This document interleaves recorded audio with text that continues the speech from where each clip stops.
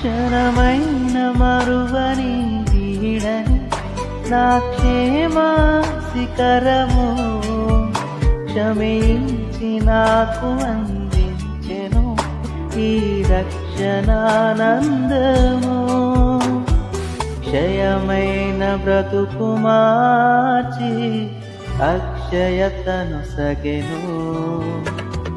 గతిలేని నన్ను వెదకిన అతి కాంక్షణీయుడాయని మితిలేని ప్రేమ చూపిన రవికోటి తేజుడాయని నా దేవుడే నాకు ప్రాణ స్నేహితుడు. నా దేవుడే నాకు మార్గదర్శకుడు.